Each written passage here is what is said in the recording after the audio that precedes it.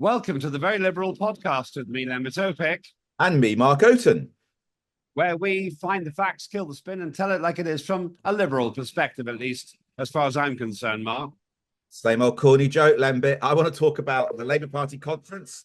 We need to say a little bit about the Tory leadership. And I want to just reflect on life generally. Is it getting harder for people? Are there too many laws, too many rules taking place? And everybody's running down the NHS at the moment. They're saying it needs fixing. Is that demoralizing for people working in the NHS? Yes, it's saved my life a few times, but can we save the life of the NHS? Let's start with the Labour Party conference.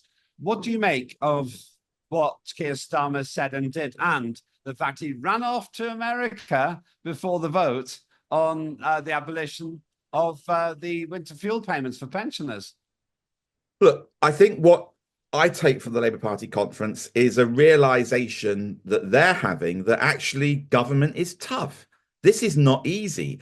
They've made a number of very, very basic errors. They don't seem to have got their structures in place around how they spin, bluntly. Maybe they need a Peter Mandelson back or an Alistair Campbell, because at the moment it's a disaster. That said, it was clear they tried to change the tone this time round. They've been talking about gloominess, things are going to get worse. There was a shift. They understood they need to shift the language. And actually, they were quite clever. They didn't go around saying everything's going to be fantastic, but they said, look, some things are going to get better, but we have to do some tough things to make them better. A good example, I think, was where he said, if you want more electricity or you want solar power, then you're going to have wind turbines and pylons putting up, saying, look, if you're going to have something that is going to get better, we might have to make some tough choices to get there. I think that was a sensible shift, but it still felt a little bit doomy. Yeah, but then you've got Ed Miliband, who I have to tell you hasn't got a clue about climate science, who goes, "Oh, the answer, my friend, is literally blowing in the wind." It's not. Angela Rayner was blowing in the wind when she flew across to New York and back, and apparently messed up on her declaration of basically freebies. But this is the problem I've got, Mark. They seem obsessed, for example, with the environment. 7 billion going into Ed Miliband's stupid project, 12 billion going into Africa to try and stop the putative climate emergency. And then they talk about this imaginary 22 billion pound in the budget hole, which apart from them, everybody else knew existed. I didn't find anything they did in that election, in the election persuasive, but I didn't find anything they said in the conference persuasive either. I don't think it's moved the dial in terms of the public mood. And if you look at the opinion polls, definitely there's a big reduction for Labour. The satisfaction for Keir Starmer is down. And again, and I guess this is always how it's going to be in politics, but if they did have big policy statements to make, they were overshadowed by taking a box at Arsenal, which incidentally, I'm with him on. I understand if you've been a passionate football supporter and you want to go and see your team with your family and you can't take your normal seats, then I get you need to have a proper seat with security. But then there were the more debatable ones around the suits. It now turns out also he took some money to be able to find accommodation so his son could revise for his GCSEs. Again, perfectly sensible. The difficulty is that these are the things which are being in the headlines, not some of the policy announcements they want to make. Yes, but having said that, take the example that you just gave about Arsenal. Why didn't he just pay his share for the box? The problem is that these are not the big issues of the day. And the big issues of the day need to be tackled. We've talked before about the terrible deaths of people trying to cross the crossing. We're going to talk in a bit about the NHS. We're going to talk about the economy. These are the big issues. And we've heard very little come across because they've allowed these smaller, minor issues to hijack the conference. And that is about essentially media management. And I don't think that Alistair Campbell or Lord Mandelson would have allowed that to happen. They need to get a good spin doctor in. I hate the word, but nobody's spinning for them. Yes, but the thing is, they're not good enough themselves. And as a result of that, it seems to me that they employ weak people. I watched the Home Secretary's speech, Yvette Cooper. It was pathetic. There really wasn't any content apart from moaning about the protesters. I think you're right when it comes to quality decision making and maybe quality individuals. Whatever people's views about Tony Blair, even David Cameron, Margaret Thatcher, these were people of stature. They clearly knew what they were doing and how to surround themselves with good people. You get a sense here that there was a little bit of a rabbit caught in the headlights, and they're not surrounding themselves with people that can advise them very well. But if we talk about weak leadership, I think we need to move on to what's going to happen at the Tory party conference, where we have four candidates that are not inspiring, in my view. Where is the future great leader of the Conservative Party going to come from? Is it going to be one of these four? I suspect not. I suspect whoever gets it this time round will be some kind of caretaker leader, in the same way that we saw it with Michael Howard and Ian Duncan Smith and William Hague. They had to go through a number of leaders and a period of opposition before they actually found the right leader. I would be very surprised if one of these four actually ever becomes prime minister. It'll be a stepping stone to who we don't know, just in the same way that David Cameron emerged from nowhere to become leader and then ultimately successfully for the Conservative Party. But I mean, who would you pick out of those four if you were a Tory party member? Well, none of the above, really. I would imagine they're literally nothings. If you went down the street and they walked past you, the odds are you wouldn't notice. And so, therefore, there isn't a best candidate. They're just degrees of losing. And here's the irony. Whoever gets in is going to do better. There will be a Tory recovery because lots of Tory voters who may have been impressed with reform will drift back to the Tories by saying, well, we gave them the bloody nose. Look how absolutely appalling Keir Starmer is. By the way, I told you so, Mark. And therefore, we need to do anything to get rid of him. But why do you do that? Why do you say that those Conservative voters who've fled will come back? Will they not stick with reform? What makes you think that reform can't grow in these circumstances? Because you're right, people are going to feel let down by Labour, but why is that going to drive them to the Conservatives? Surely, if Nigel Farage and his party pitched this correctly, it could actually drive them to reform. Yeah, if they pitched it correctly, that's the salient phrase in what you've just asked. But they're not at the moment pitching it correctly. They had a pretty successful conference themselves up in Birmingham. But my feeling is that what Anne Widdecombe told me they were doing, and she's very big in reform, creating a ground organisation, the kind of thing that got you and me elected in the Lib Dems. Well, I don't see them actually doing it. They fired loads of their generals, loads of their high command, big names in terms of the reform. And I don't see how they go from where they are to where they need to be, which is taking 14% off Labour. Now, if they do that, then they'll be on 28%, 30%. They've got a serious chance of getting 100 or 150 seats. But then they have to do that. The question is then, if people who are dissatisfied with Labour are looking for a new home, step forward, Ed Davey and the Liberal Democrats. Can they actually expand their base? Can they be the new home for those winter fuel disgruntled Labour voters who feel let down? Will we see in this Parliament Labour MPs dying, by-elections taking place, and it being the Lib Dems that do to Labour what they have so successfully done in the last government to the Conservatives, start to win some of those by-elections in Labour heartlands? Or will reform actually be able to focus their energy in by-elections and have some spectacular victories, but then struggle to roll that out at a general election? We know, sadly, that MPs die and there will be maybe 20, 25, 30 by-elections during this Parliament. It's going to be fascinating when the first few of those take place into which seats it'll be. And for the first time in decades, it'll be the Labour Party and the government who are facing a challenge in by-elections. This is one we're going to have to watch out for in the future. That's a really good point. I hadn't thought about. Reform can probably focus their energies into by-elections. And as you and I both know, that can build your vote share significantly because people vote for winners, or at least perceived winners. So that's a fair point. But you still need to have the ground war, as we used to call it. You still need to have 150 or 300 seats that you're really focusing on. And they might be able to do it, but I still think Nigel Farage, who's a friend of mine, is nevertheless into big picture rather than detail. Who's going to actually do that groundwork, which has to be done if the organisation is going to be successful. But maybe And you need to go and trade. Maybe you need to go and tell Reform how it's done.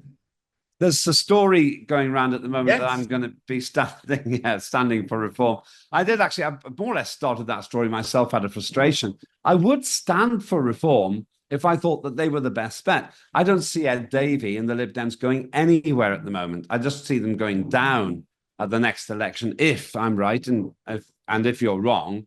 And the Tories just recover de facto just because people think that they've punished them enough. Then they'll go down to 50 seats. We're going to have to rebrand the podcast as the very illiberal podcast if you carry on at this rate. But look, no, I'm talking about the political realities here. Everybody knows I'm far more liberal than you are. Not a point of debate, even. I'm sure you even agree with that, maybe. But the point is, the Lib Dems have no inspiration here. They have to eat into the Labour vote as well. Now, maybe they can do it. Maybe they can. You're right to say reform is the great hope here, but whether or not you support them, they're the great hope for people who are disillusioned with the old uni party, Labour, Lib Dem, Tory. But I just don't yet see them converting their impressionistic brushstroke approach towards politics into detail. You know what? I think there might be something going on here with all of the parties, and that is a little bit of post-election fatigue. Because I'm not inspired by anything that anybody is saying. I feel people are going through the motions. I feel that the party conferences, instead of being celebrations of post-election victories for the Lib Dems and Labour, I feel everyone's knackered. They're tired.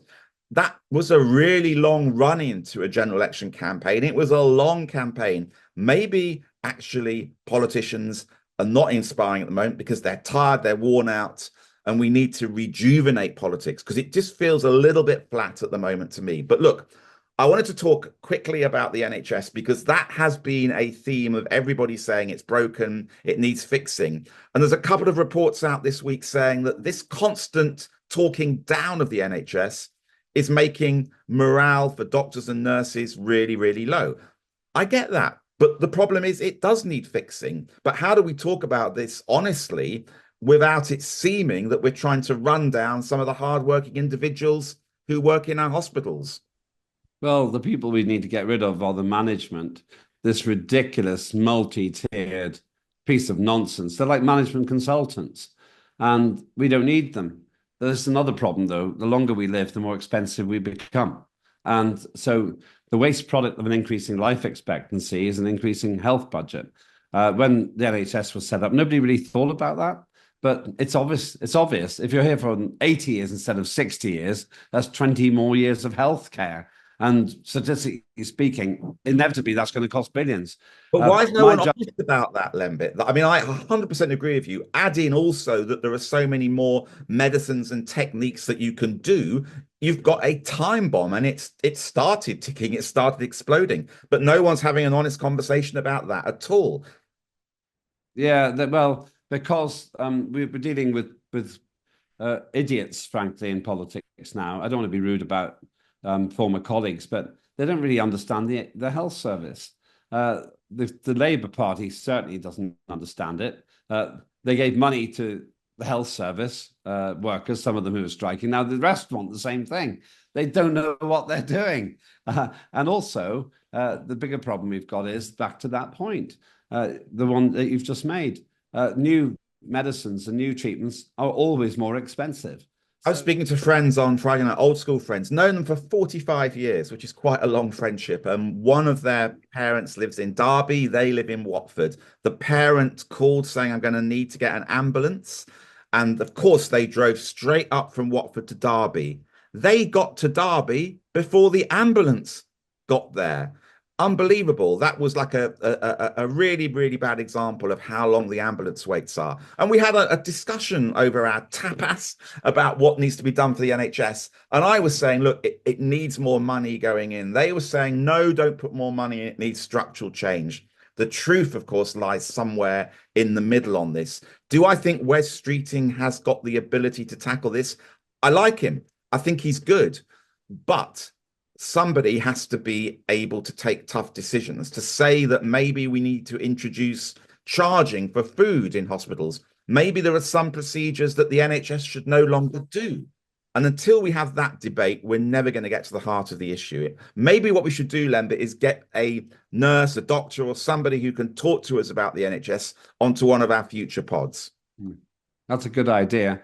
But you make me ask a bigger question. Do you think things are getting worse in Britain? I feel that they are. I think that the country's more gloomy. I think that there isn't really an optimism. I think that landlords are selling up because they just can't be bothered with the regulations. And I think that rich people are leaving the country, or at least spending a lot of time abroad. I tend to feel that it's tougher and it's harder to live at the moment. And I'm not sure what that's about. I mean, just day-to-day things like trying to sort out your house insurance or your mortgage or your rent, just traveling around in the car, getting trains, everything just feels a little bit tougher.